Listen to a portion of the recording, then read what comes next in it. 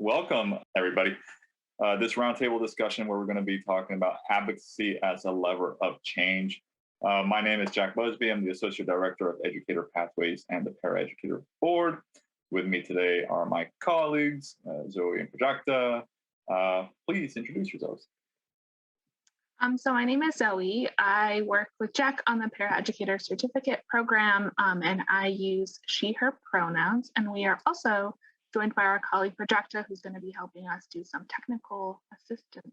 Yes, thank you, Zoe. Hi, everyone. I'm Prajakta. I'm an intern at Washington State Professional Educator Standards Board, and I am here to help Jack and Zoe with any technical support. So I'll be monitoring the chat, and yeah, thank you. Happy to be here. Awesome. Thank you.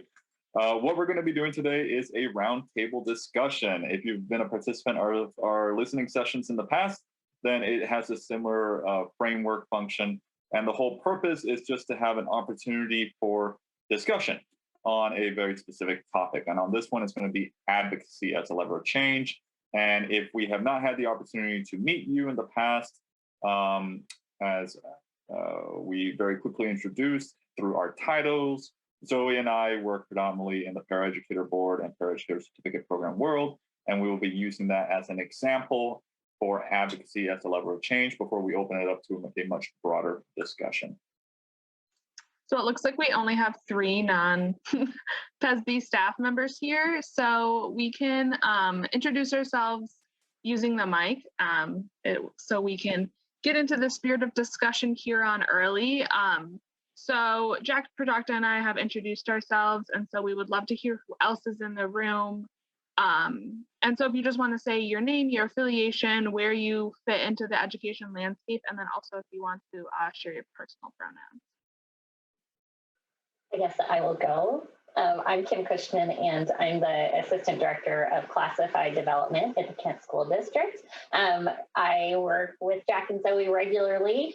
I oversee the Paraeducator Certificate Program in Kent, as well as alternative routes programs and partnerships. And my personal pronouns are she and her. I'm excited to have conversations with my friends today. I'm Omar Diallo, and I'm from Clover Park School District, the recruitment specialist. And I'm just enjoying all this listening sections.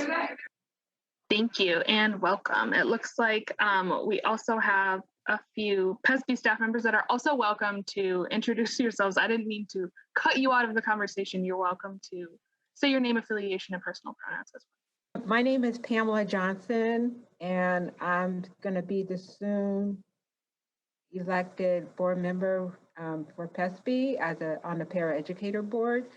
And I work at Rochester High School. I'm an academic behavioral intervention specialist, and I use she, her, and hers pronouns, and I'm glad to be here. Hi, my name is Muzda Malik. I'm the Educator Pathways Program Specialist at PESB, and my work focuses, I'm on the same unit with Zoe and Jack, so I get to work with them. Prajakta, I don't get to work with you as closely at this time, but hopefully we can change that in the near future. And my work focuses closely with alternative routes and I'm very interested to hear about y'all's perspective from the Paraeducator program today. So thanks for having me. Thanks, y'all. For our roundtable discussion today, we are inviting you to engage. Here are some ways that we're looking for that you'll be able to engage with us, and that is to honor the work of the past and the present, to respect the expertise of those in attendance and absent, to name challenges for the purpose of pursuing equity, to strengthen convergent interests and support divergent interests, and to seek and share understanding. These are the community agreements that we spoke of earlier today and that we will continue to embold throughout the day as well, including today's session. So we just wanted to share our why, our mission and vision, and how it connects to the topic at hand, which is advocacy. So our mission is to strengthen the educator workforce through professional standards, policy, and innovation so that we can realize the vision of an equity-minded educator workforce that facilitates learning and growth for each and every student. And so in order to do that, we use the levers of change to advance equity. And so you'll see on this slide, like sort of how that fits into what we've been talking about today and specifically the conversation that we're going to have during this session. So this was showcased earlier by our colleagues, and this is our agency's model of change. Advancing equity requires change. In order for change to stick, we must change mindset, social response, and systems. Advocacy assists to change the system and mindset. Changing mindset is challenging biases. An example, as we said earlier, is that we're going to be talking about paraeducators. Paraeducators are not just, and I put that in quotes, part-time staff who work in a school. Paraeducators are valuable members of the educator team who are essential to not only support teachers, but to provide wraparound supports to support the whole student, especially those who require the most need and have historically been furthest from educational justice. Because of this change in mindset and through advocacy, paraeducators are now receiving training and support, which is and will continue to impact our system and support our students. Next slide, please. All right, so advocacy is a lever of change. What is advocacy? Let's get on the same page with what we mean with advocacy before we dive into our conversation. So advocacy encompasses a wide range of activities that influence decision makers. So you saw change in mindset. So that's like influencing them, right? Like influencing people who make policy and can do all of these great things. It includes traditional activities such as litigation, lobbying, and public education. It also includes capacity building, relationship building, forming networks, and leadership development. And lobbying refers to activities that are intended to influence a specific piece of legislation. And so I think it's important when we're thinking about advocacy, sort of formal advocacy, like lobbying and something that has rules and people are lobbyists in a very official way, and also informal advocacy, right? Like relationship building and networking and building trust in communities, right? Like we just heard about that in the last session from all of our panelists, like that vulnerability and that trust and that aspect is also advocacy, and you need to have relationships with people and build a shared understanding in order to advocate for something that you both want to see achieved. So advocacy takes work. It is not something that happens in a couple of days. It could take weeks, months, or even years. And we want to show this change in action with the Paraeducator Program Board and how long it actually took. So back around 2012 to 2014, there was a lot of advocacy that began for paraeducator training standards, minimum employment requirements, and really a professional learning supports as of like 9-10 years ago. Those who were really advocating for it in the beginning were parents from the PTA, members who had students who were receiving or children who were requiring special needs. And the parents were seeing that the majority of the instruction were coming from paraeducators. Yes, the teacher was there, but a lot of it was coming from the paraeducators who were supporting these students. And as they dug a little further, they were noticing that many of these paraeducators did not have any kind of minimum employment requirements or standards of practice or any kind of training to help support their students. Sure, if they were in a Title I school, there were some minimum employment requirements, but that was about it. Then, because of that, a greater understanding of what was required to be able to become a paraeducator took place, an understanding of how narrow or limited or how low the barrier was to become a paraeducator, and then the limited supports that were provided to paraeducators to support students was learned. The learning from the PTA and from other members then spread out to other groups. The legislature got involved, unions got involved, other state agencies got involved, and then finally other stakeholders, because there was an understanding that paraeducators were supporting students, were not receiving the training to be able to do so, and this was impacting students, their growth and their learning in the future. This was a real negative for the state of Washington. So this advocacy went forward to the legislature, and they decided that, hey, we need more information. We don't fully understand what's going on here. Let's create a work group. So in 2014, a work group was through the legislative session a work group was established to be able to come up with standards, minimum employment requirements, what a professional learning could look like, and what other kinds of supports could be provided for paraeducators. Over the course of 2 years, this work group met, came out with several different reports, recommendations, which eventually, through House Bill 1115 in 2017, created the Paraeducator Board, the Paraeducator Certificate Program, minimum employment requirements, and standards of practice. For 2 years, and still continuing really, but really for the first 2 years, the Paraeducator Board then took that law, created rules, went through a pilot program, implemented the minimum employment requirements, the standards of practice, and established what the program could look like for paraeducators. Since 2019, the Paraeducator Certificate Program has been under implementation. There are many components to it. We're still in the very beginning of it, but it's taking place. This advocacy could not have taken place without the advocacy of different groups to push forward why paraeducator training was so imperative, but it also took a lot of time.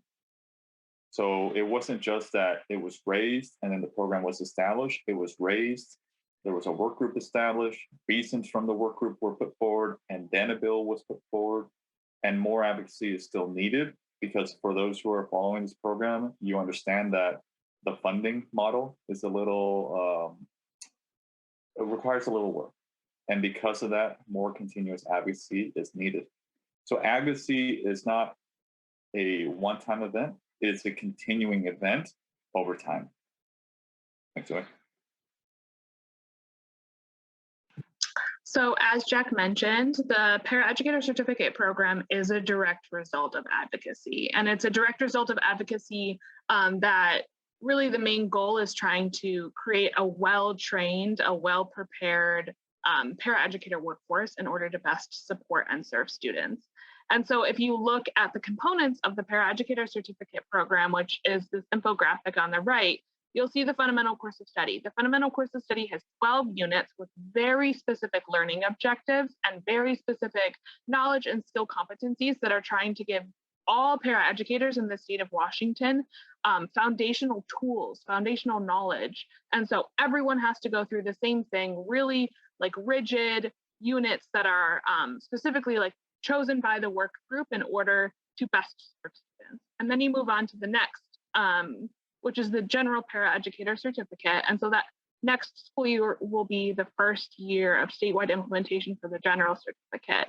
And this really gives districts and paraeducators an opportunity to tailor their learning for what makes best sense to them. So maybe districts want to give training that aligns with a district's mission and vision, or other initiatives that a district are doing, they can do that.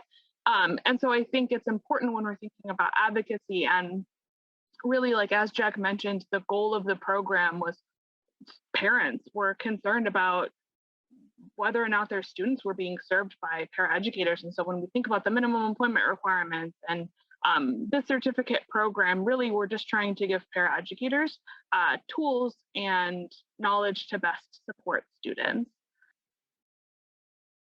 So before we move forward to the roundtable discussion portion, and really the longest part of this discussion, we wanted to just go over some bullets of, what is dialogue? What is discussion? We're not here to debate. We're not here to say that you're wrong or you're right. We're here to really just learn as a group on how to advocate. So Zoe and I just went over how the Paraeducator Program and Board were established through advocacy, but we're not here to talk about the Paraeducator Program or the board. We can, but the real goal here is a dialogue about how advocacy can be used to better support not only the education system, but to do so through equitable action. So what we have listed there, along with our community engagement, community agreements, are just the differences between dialogue and debate, and how we're going to aim for dialogue in our discussions.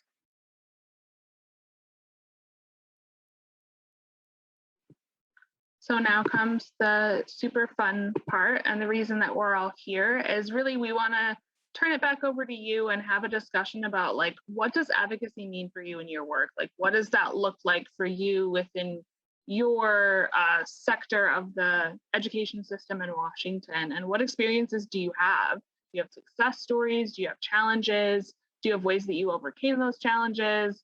And what might you need to do to strengthen your work in this area? So what could support you in learning about advocacy or advocating, and whose learning could support you? So now really, this is an opportunity for you all to engage in a dialogue and sort of a discussion about advocacy and your work and how they intersect and where you're at with that learning.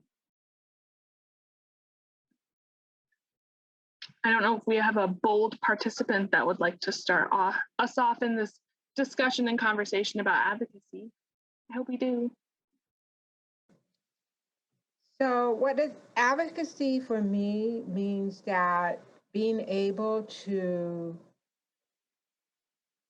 advocate for the common good, meaning that I'm in a group of paraeducators and there's 9 classifications of those paraeducators.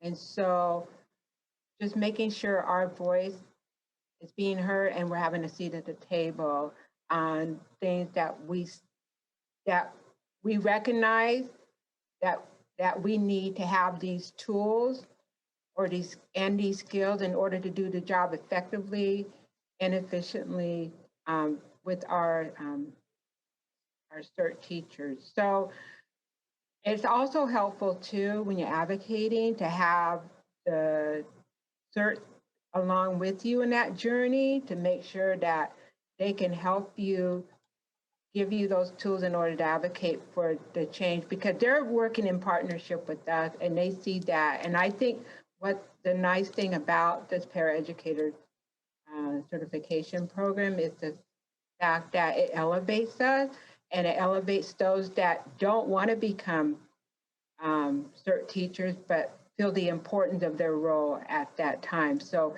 I think we still need to advocate for those that still want to do the work as a paraeducator, but also advocate for those that want to move out of the paraeducator certification and giving those tools as well so they can become CERT teachers at the same time. So that's what that is. And I've always done this work. So yeah, that's what I think. Pamela, I think you bring up like a super great point that about advocacy, like when you're advocating for something, you may think like, this is how it should go. These are my needs. This is what I think should happen. But when you bring people to the table, sometimes there's disagreements. And I think looking around and asking yourself, like, is everyone really at this table? Like, is everyone's interest really being represented here is such an important part, right? Like maybe teachers have one idea of what paraeducators need training on, but parents are like, that's not my experience at all. Like paraeducators, that is not where I think this needs to head. And so I think that's a really important aspect of this is looking around, making sure that you're looking at the table with an equity vision, like is everyone here? And then also that delicate balance between like, you know, I don't necessarily agree with that, or like we're seeing different visions of what we want to advocate for, but we still have this similar common shared goal. I think that's super important. So thanks for sharing.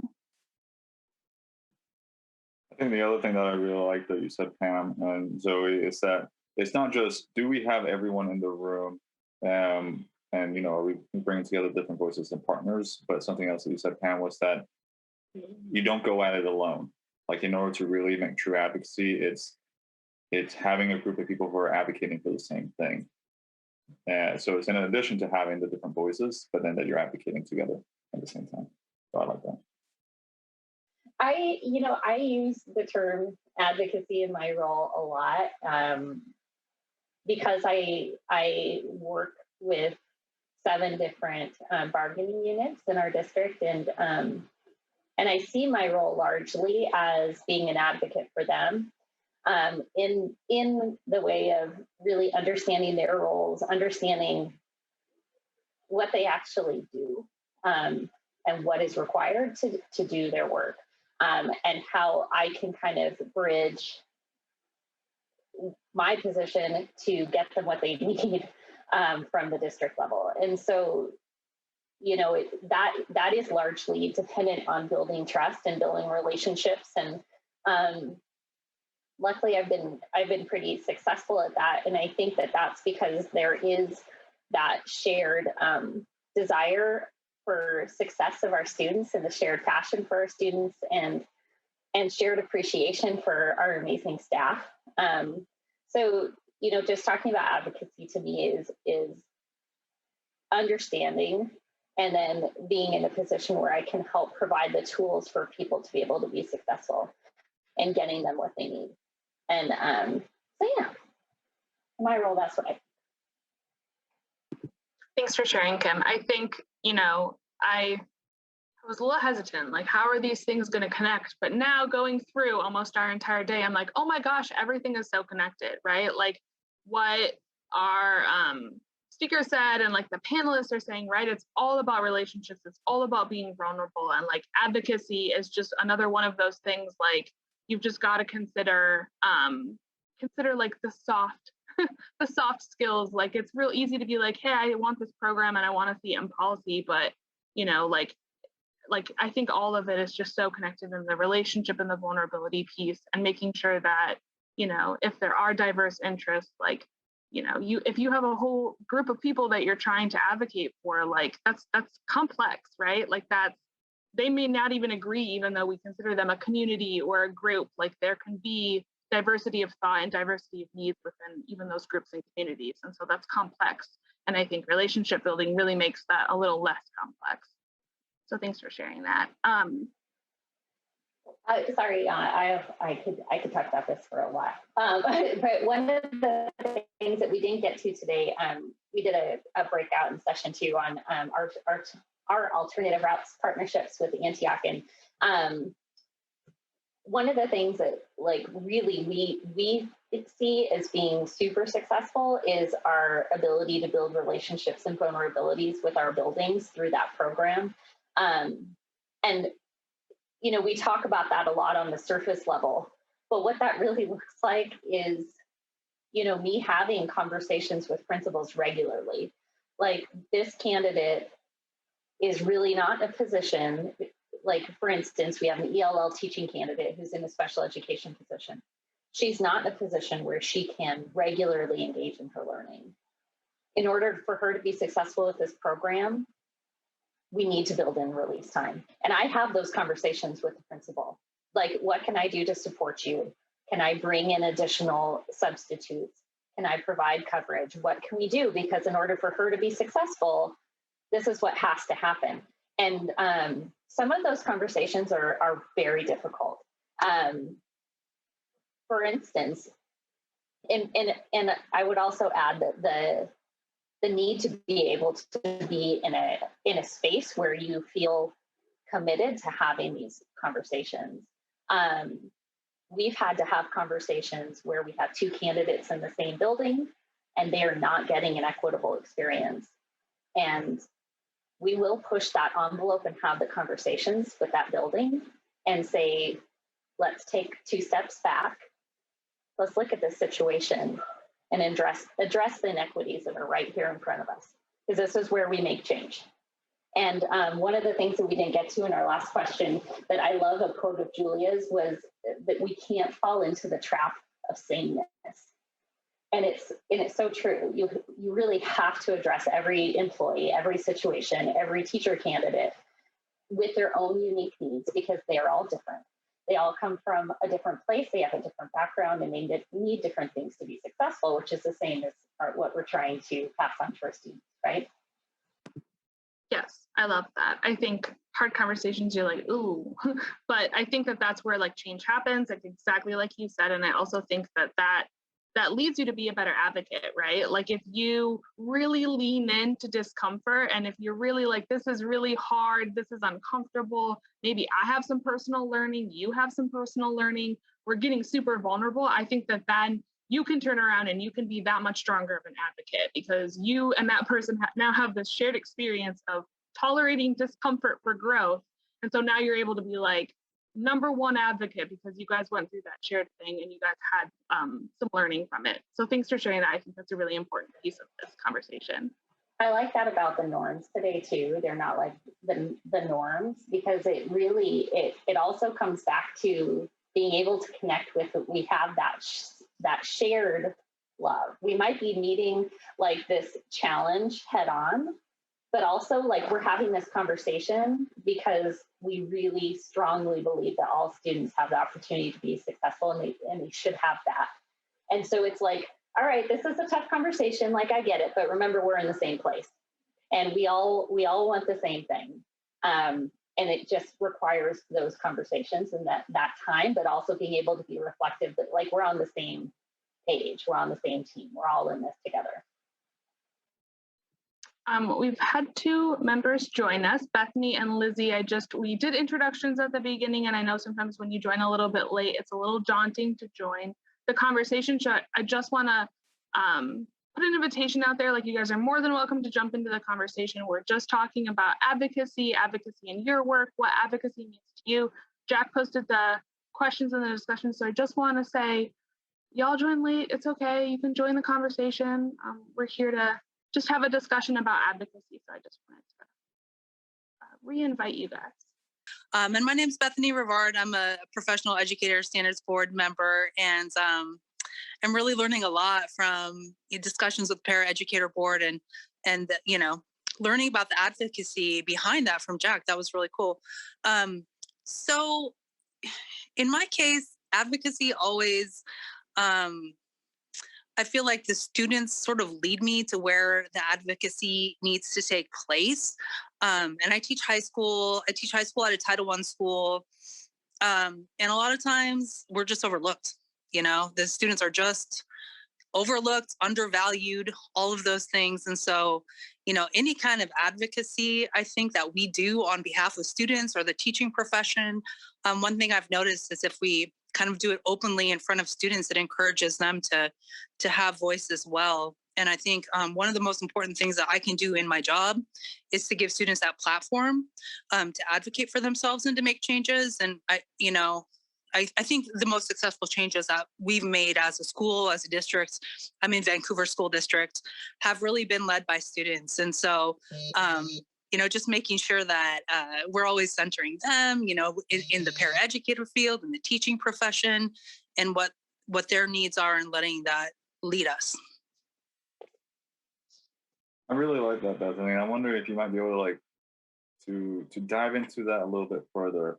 I really loved it when Charlie was talking earlier about that she's the next generation of advocates. And I'm Zoe, I'm going to steal your quote: hold on the heartstrings, fill the soul, everything that Zoe says, which is fantastic. But how do we... I could give an example. I was just about to ask, how can we mentor and train students to be advocates in the future? Yeah. So we're having a new superintendent joining us at Vancouver School District. And the first thing I did was reach out to him and ask if he wanted to listen to some students and see what they needed. And he was like, yeah, great. I would love to, which is a very good sign in a superintendent.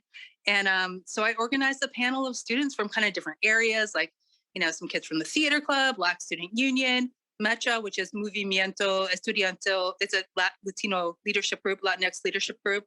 And just kind of gathered them together and hosted a listening session. And I didn't say anything, but just small advocacy like that. And then the superintendent to be followed up and asked the students to join him in a project for student voice. And so that kind of leads to other things. And then one of them got on a board in the city of Vancouver when they turned 18. I've had a student run for a school board. So other students and I got behind her and helped her campaign. I think really and once you start that, I think people come to you and are like, oh, do you have a student for me? I'm looking for student input. And so, yeah, I got students for you for sure. And also the leadership group MECHA is hosting this summer. They got a grant from All in WA for behavioral health grant. So they're doing they're leading Spanish-speaking mental health sessions throughout the summer for students who've been affected by COVID. And a lot of times students think that they can't lead, but give them an opportunity. And I will tell you, I've never once seen a student fail at that. Thanks for sharing that. Something that I really love about what you said is that, or what you shared is that I'm sure you could have probably spoken to the superintendent about what are the different things that you think the students could use or need to be able to help get their supports. But instead of putting yourself up front, you made sure to bring in the students to be able to talk about their own experience and put them up front. They're the leaders. They can speak for themselves. And I think that's very Definitely. important. And not everything they said I liked. You Yeah. know? I even got called out by one of them, like, no offense, Miss Rivard, but when you use Google Classroom and 70% are using Canvas, it's really confusing. And I was like, all right, I got you. So, but what I think is right for them and what they think is right for themselves are maybe two very different things. Thank you for sharing I that. just want to add on to what Bethany said. I have an example. It was long in process, but 4 years ago, I had written a letter to my building administrator, my previous building administrator, who's no longer here, about they needed to address some equity. This is way before COVID. Just addressing equity, just on the on the level. And I address it in a way that even though you don't have a group of students of a lot of population of students of color in your population, you still need to do that. And you still need to be able to address that issue or just address issues, period, because we're supposed to be training our students to be able to be successful citizens out in the real world. And if we're not doing our job as educators, even if they don't see people like me in the classroom, we're failing them. And I think a lot of what people are now recognizing now, especially with COVID had it, to me, it was good and bad, but I think the best thing for me being even more of an advocate now that I'm really, really into it now more so than ever, is the fact that we're all on the same page. We're all there, and either you're gonna get on this train and keep it moving this way, or you're gonna be at the station waiting, because the ones that are even doing this workshop today, we already know what we have to do. So it's like, the more of us that are doing this and doing the collaboration together, we're gonna keep that train moving. Now, it's gonna be long, and it's a long process, but it needs to be long process because we gotta make sure that the systems that we're changing or dismantling are no longer gonna be able to come up, and then we can keep those systems moving forward. So, so long story short, we have a new administrator came in July, and as soon as he was hired, I immediately called him like Bethany did, and I said, hey, this is Pam. And he goes, yeah, I heard about you. Now, I don't know if that was a good thing or a bad thing, but anyways, we had coffee. We went to Starbucks and just hung out, and I told him this is my vision. I said, I just envision a school that's equitable on all levels. Everyone's being appreciative of all cultures, all races, and whatever. And so I said, I know this is gonna take steps. Well, long story short, he was already doing that work at another high school, and the high school that he was doing it at was also the high school my nephew graduated from, and he helped them get the Black Student Union running. So to me, having a white male in a role as a co-conspirator, hey, I'm walking right there with him. So it's like, we started a student equity group here. We got a building equity team here, and we're all just learning doing this work together. So to me, that's part of advocacy. Now, like Bethany was saying, sometimes advocacy takes a while, but as long as I'm doing what I need to do to advocate and keep the train moving, because I'm still advocating, I might not see the results right now, but I'm still advocating, I'm still pushing that through. So that I just wanted to share that. Thanks for sharing that. I love the co-conspirator, right? Like that's an advocate for someone that hasn't had a personal experience, maybe doesn't even know someone, but knows like this exists in these communities, these people, these needs are unmet. And so it's not me, but I'm gonna use my privilege, I'm gonna use my position, I'm gonna use my power to do something about it. And I think that's like next level advocate. Like co-conspirators are like, take advocacy to a new level. I love that example. I think that's a really important part of this conversation too. Zoe, sorry, just doing a time check. We have about 3 minutes to close the session. And then I also see one comment from Lizzie, and I was wondering if she wanted to speak more to it.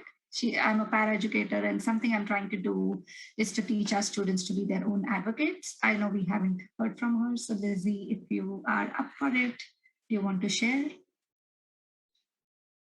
No, I just wanted to just put that out there that it's important to lift student voice. I mean, somebody already touched on that, I know, but I think that, that's something that I think we forget is that we, if we're in, the school building, to model that and show our students, because it's an important skill to have. Yes, I love that, Lizzie. Thanks for sharing. I think that's why we love educators, right? Like that's why educators can have such an impact on students, is because they are able to advocate for their students. And I think a great teacher, a great educator, a great paraeducator is someone that looks at their student and says, I'm going to advocate for you and your needs specifically. And so that's what we want to support. And I know that that's what great educators do, is they look at their students and they advocate for them. So I don't know, closing thoughts, anyone? Good to see you all and hear you all today. Right back at you, Kim. Thanks, Kim. It's always hard to follow Zoe because she always does a really great job of saying what it is that we're trying to say, especially me, to try to put it together. So I'll just echo what Zoe said, and also say that thank you, all of you, for being here today and talking to us, talking with us about how to dialogue and discuss about advocacy. And I love how we pivoted to students and how we can train them and prepare them to be advocates in the future for whatever it is that they want to do.